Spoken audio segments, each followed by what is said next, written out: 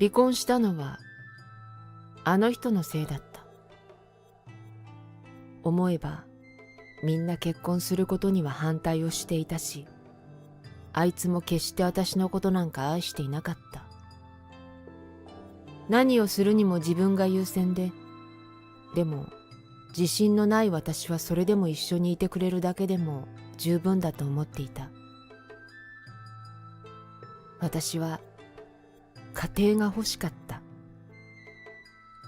大好きだった両親と同じような温かい夫婦関係、そして家族を作りたかったのだ。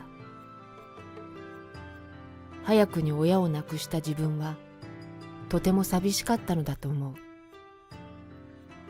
周囲が順調に大人になっていく中で、自分の人生だけがなかなか先に進んでいかない。とても寂しかった。このまま一人かもしれないとか、ずっと変わらないままなのかもしれないとか、不安はどんどん大きくなるばかり。決して優しい人ではないことは心のどこかで絶対に分かっていたはずなのに、私から言った。結婚してください。何と言ってくれたかも覚えていない。ただ、婚姻届にめんどくさそうにサインされたことは覚えている。意味あるのかな、そう思ったような。私は子供も欲しかった。なぜかって家庭が欲しかったから。好きな人との子供を作ってみたかったのだ。思い合う二人の間に命が生まれて一つの家族になる。とても素敵なことだと思った。父と母のようなそういう関係性を作りたかった。何も取り柄というものを持ち合わせていない自分にとっては一番の夢であったと言っても過言ではない。最初は優しい人なんだと思った。いつも笑顔で笑っていて、友達に紹介しても誰もがあの人をいい人だと称した。でも私の前でたまに見せる普段と違う顔にだって本当は気がついていたのに。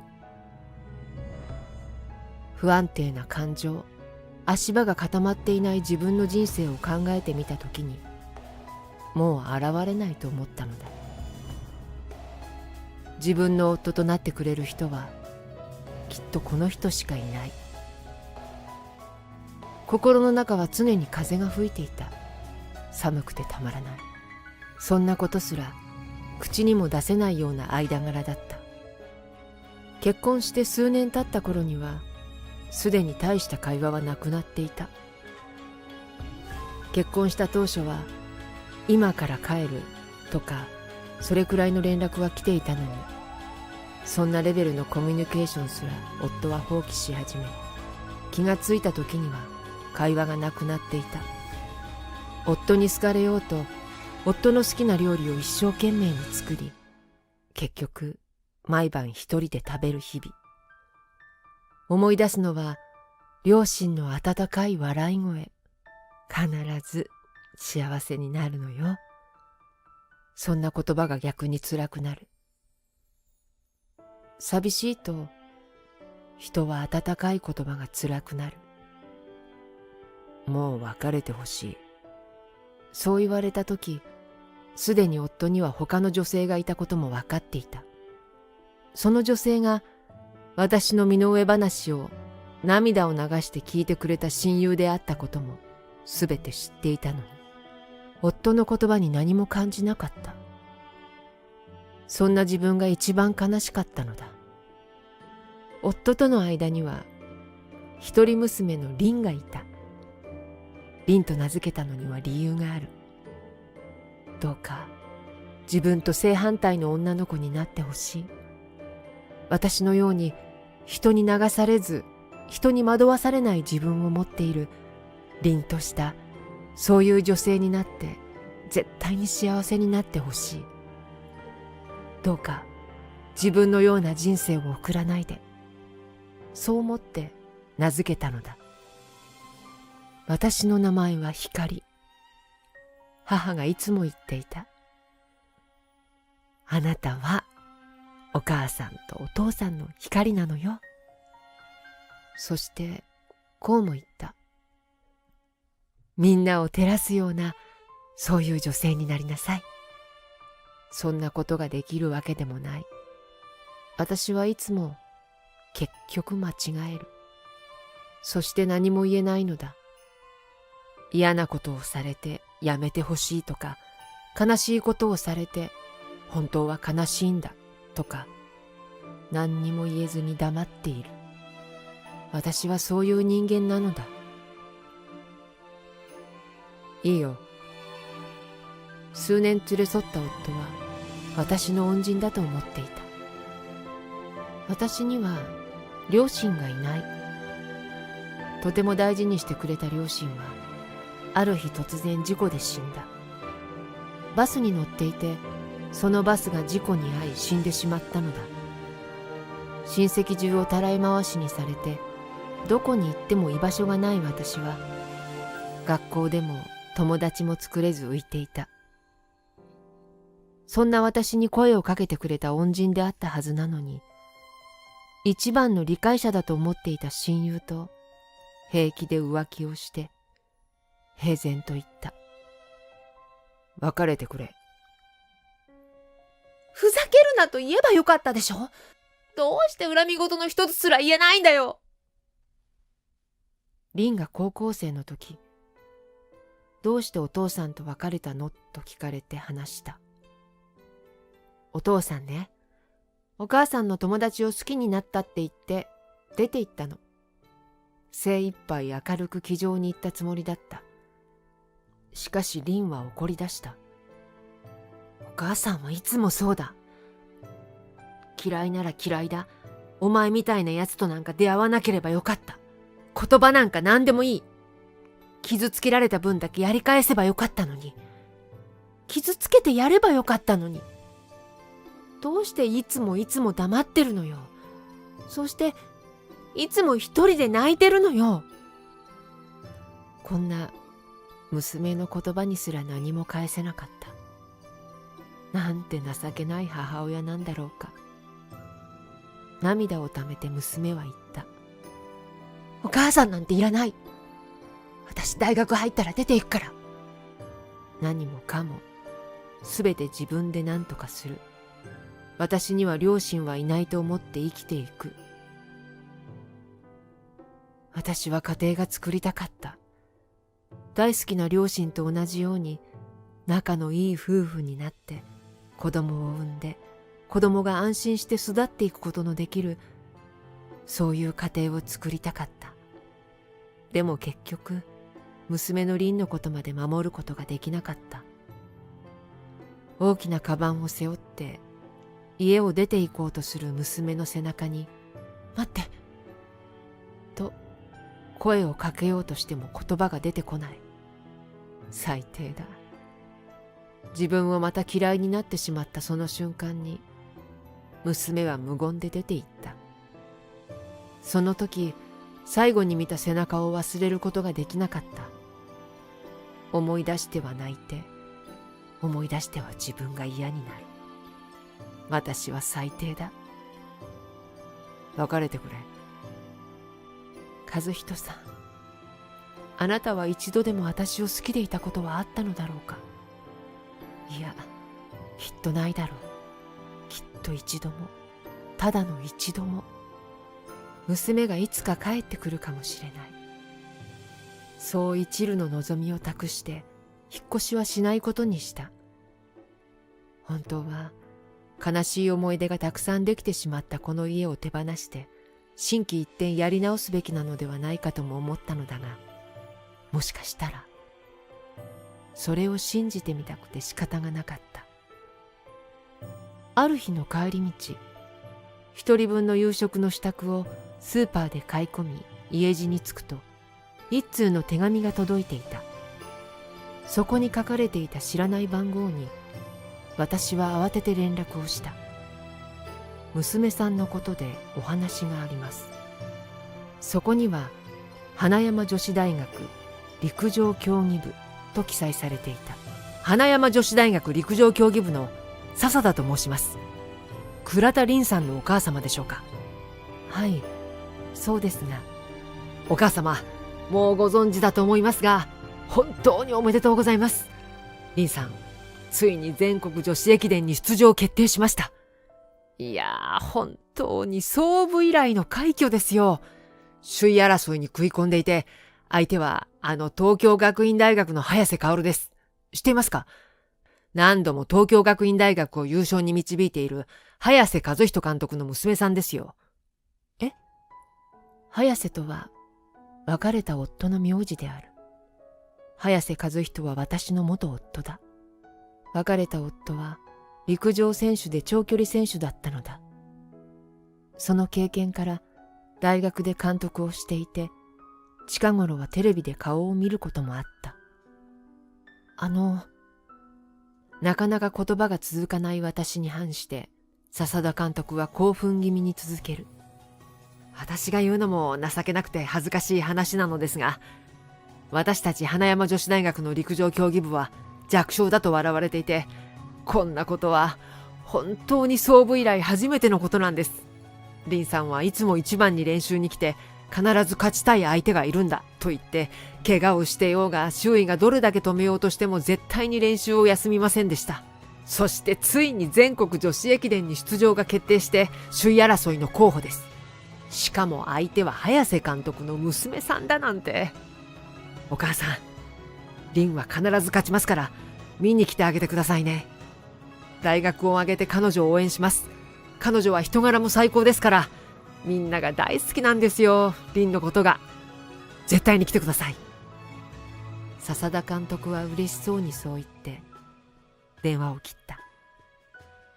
さっきの電話の裏側で女の子たちのはしゃぐ声が聞こえた。倉田先輩、ついに来ましたね。盛大に見せつけてやりましょうね。当日、街頭にはたくさんの応援の人が駆けつけていて、とても混み合っていた。しかし、運よく最前列に立つことができた。もし、凛が私を見たらどう思うだろうか。邪魔にならないだろうか。とか、怒らないだろうか。とか、そういうことが頭の中をどんどん駆け巡ったが、もうそういう自分に決別する。そう決意した時だった。何やら足がもつれて引きずっている選手がいる。その選手を平然とした顔で、だけどどこか何か言いたげな顔で追い越していく選手がいる。凛！もう何年も会っていない娘がそこにいた。痛そうな顔をして、それでも必死に走っていた。凛の後ろを走っていた選手が凛とぶつかりそうな位置すれすれで走り、違反にならない程度の嫌がらせをしているのを目にした。あの怪我もあの選手に何かの拍子にやられたに違いない。凛は体勢を崩しそうになり、転びそうになっていた。平然とその選手は凛の横を通り過ぎていき、周囲に躍り出た。一瞬でわかった。あの子だ。早瀬の娘だ。そう思った。凛！転びそうになっている凛に向かって叫んだ。保護者や街頭の声援の声に負けないように、今まで人生で出したこともない大声を出して、力の限り叫んだ。凛！負けるな！絶対に負けるな！凛は驚いたような顔をしていたが、数年ぶりに会う娘のその目はまっすぐと私を見た。凛！お母さん絶対に誓う。あなたに誓う。お母さんもう絶対に負けないから。あなたのお母さんだから、私は。3日前までとても悩んでいた。私は親失格なのだ。お母さんなんていらない。その言葉に反論もせず、かといってなだめることすらせずに、ただその背中を見ていただけなのだ。いつも勇気がなかった。要するに自分自身に対してだ。私はいつも自分を信じられずに、結局不安にいつも負けてしまって、一番守りたい人を傷つけていた。リン、あなたはお母さんの自慢の娘だよ。リン、ありがとう。お母さんの娘になってくれて。そういえば、子供の頃から決して体が強い方ではなくて、いつも熱を出していた。私が仕事の時に熱を出し、たまたま仕事が休みだった元夫は平気で娘を放置した。だんだんと体の弱さを克服し、そして今や陸上選手になった。でも決して簡単なことではない。そしてなぜ陸上選手になったのか。傷つけてやればいい。あの言葉はこんなにも優しい言葉だったのか。あの子を平気で追い抜いていったあの女の子はまるで元夫と同じではないか。もう声が出なくなってきた。もうかすれてしまえ、声なんて。声が出なくなってもいい。今がきっとあの子にとって一生でとても大事な瞬間だから。勝ち負けなんてどうでもいいのだけれど、私のように後悔だけは絶対にしてほしくないから。私はあの子の母親だから。何もしてあげられなかったけど、それなのにこんなに立派になってくれたあの子に何かできることを。リン、頑張れ。後悔だけは。そう、絶対に後悔だけは絶対に。後悔だけは絶対にすんな。ゴールで待ってるから。ずっと私を見つめてくれていたリンは最後に大きくうなずいた。そして大きく手を挙げてピースをした。リンはスピードを猛然と上げ始めた。ちらちらとあの子を気にしてそうな元夫の娘。リンはただまっすぐと前を見て走り始めた。花山女子大学倉田選手、突然追い上げ始めました。何やらものすごい気迫です。ゴールまでまだまだ距離がありますが、大丈夫でしょうか。あの子、怪我してるわよ。靴下のあたり赤くなってない？あの状態でもしかして首位の子を追い越すつもり？首位なんて決まってるようなものなのに。早瀬監督の娘なんだから。周囲の人たちがそう話す声が耳に入ってくる。しかし私の娘はただ自分に集中して走ることに熱中しているように見えた。その姿がとてもかっこよく見えた。リン、頑張れ。お前の執念を見せてやれ。正義は勝つ。先輩、正義は勝つって教えてくれたでしょ。頑張れ。あいつなんか絶対に打ち負かしてやれ。花山女子大学の陸上競技部の部員が全員ゴールテープの前に集まった。他の大学の部員や監督はゴールテープの前で叫ぶようなことは一切していなかったのに、花山女子大学の面々は周囲の目など一切気にせず、ただリンを見つめて力の限り叫んでいた。お願いだから勝って。先輩、絶対に勝ってください。花山女子大学倉田選手、ついに早瀬選手の背中を捉えました。足の怪我をされているとの情報が入っていますが、怪我をしているとは感じさせないほどの気迫です。最後の最後、とても大きく距離を離されていた。元夫の娘に並ぶと毅然とした顔をして平然と隣を追い抜いていった。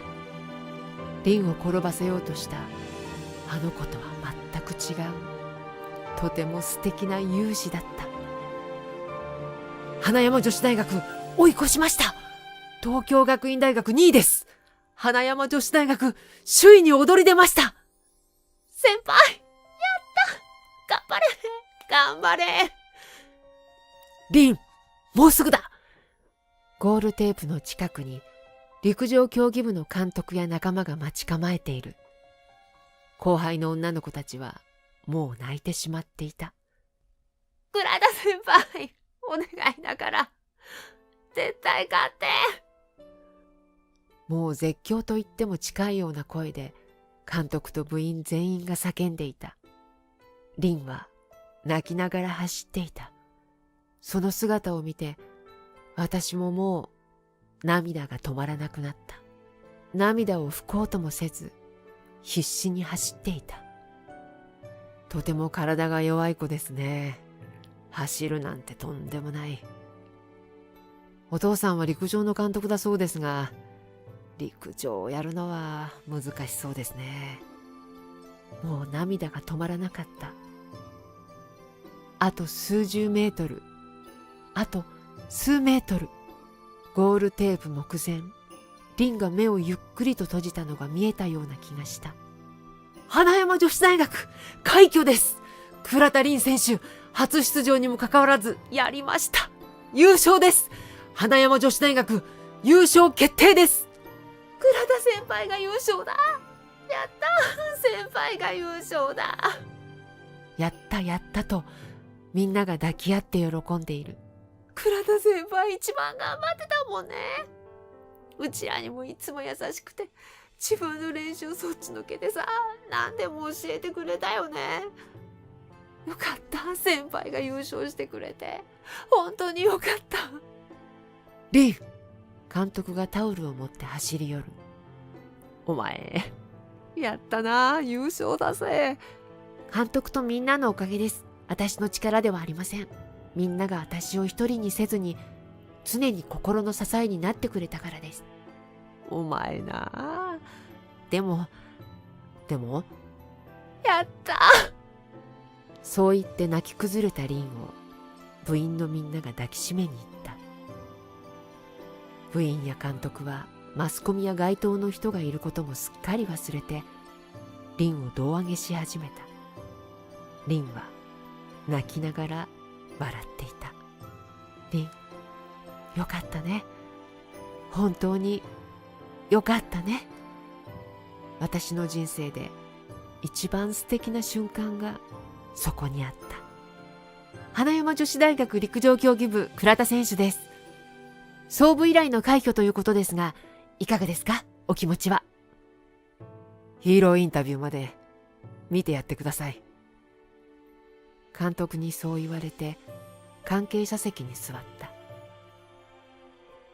私には勝ちたい人がいました。同時にどうしても笑わせたい人がいました。その人はとても内気なところがあって、自分に自信がないのです。だから傷つけられても文句の一つも言えずに黙っている。でもとても心の優しい人なのです。だからその人を傷つけたある人に仕返しをしようと思ったのです。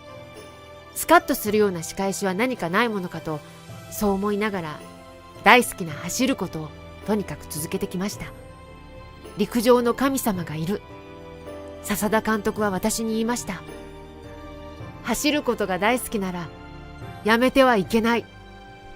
陸上が本気で好きであれば、陸上の神様は絶対にお前の練習風景をいつも見守っている。だからチャンスが今は来なくても目の前にあることに熱中するんだと、なかなかチャンスが巡ってこなかった自分にいつも言ってくれました。そうしたら大好きだった走ることが私をこんなにも素敵なかっこいい場所に連れてきてくれました。きっと私が笑わせたい人は私の姿を見てニコニコと笑ってくれているはずです。私は走ることが大好きです。このような場所を用意してくれて、そして私を導いてくださったこと、そして応援してくれたすべての皆様、監督、そして部員のみんな、本当にありがとうございました。そして私が心から笑わせたい人はお母さんです。私事でごめんなさい。お母さんにどうしても言いたいことがあって。お母さん、あの日私は言いました。お母さんなんていらないって。あの言葉には続きがあります。そしてその続きはこの場で必ず言ってやろう、絶対に言おうと誓っていました。お母さんなんていらないよ。お母さんがいなくても私、必ず凛としたそういうかっこいい女になってみせるから。お母さんの雪辱はこの私が必ず果たしてみせるから。倉田凛は我々花山女子大学の誇りです。そう監督に言われて照れている娘が恥ずかしそうに笑ってピースした。凛、生まれてきてくれてありがとうね。お母さん、もう前を向くから。だってあなたのお母さんだから。何も言葉を交わしていない娘が、そうだよ、お母さん。そう言って笑ってくれたような気がした。